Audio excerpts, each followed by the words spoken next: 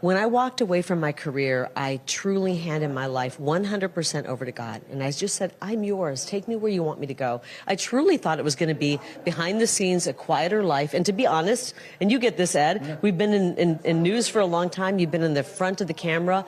You've been in the public eye. I've never really craved that, but that's what my job was about. I was ready to go and take a back seat and just enjoy a quiet life. But God had different plans, and the people did as well. So we talk about that.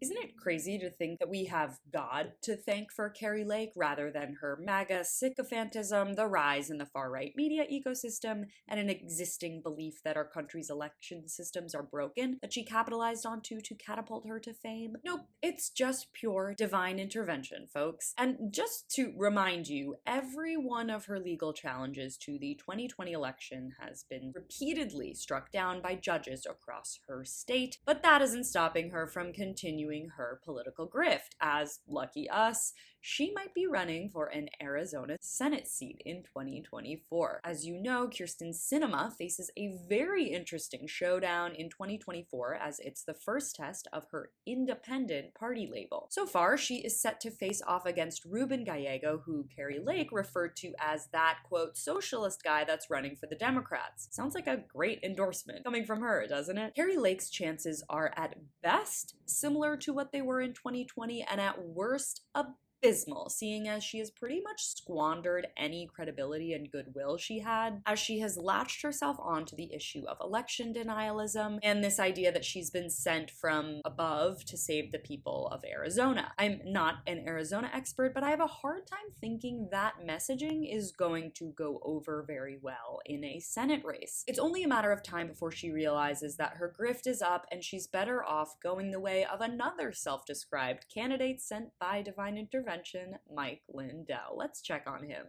Absolutely. I gave it all to the Lord on February 18th, 2017, and that's all you can do. Just give it up, and it's off of me. And I like I say, I'm always optimistic, and because I know who wins in the end, and we're and it's all been on God's timing. It's no surprise why election denialism and an uncontested faith in God and God's will go hand in hand. They are claims that may have scant evidence but cannot ultimately be proven. And election deniers, at least today, are typically far right-wingers, a section of the population that lines up with heavily religious Americans. People like Lindell and Lake prey on those people's goodwill and their faith while bleeding them dry of their hard-earned money to go through useless lawsuit after useless lawsuit. But Lindell may have finally met his match. In 2021, he said he would pay $5 million to anyone who could disprove his data on election interference. A man named Bob Seidman, who literally invented the field of software forensic and is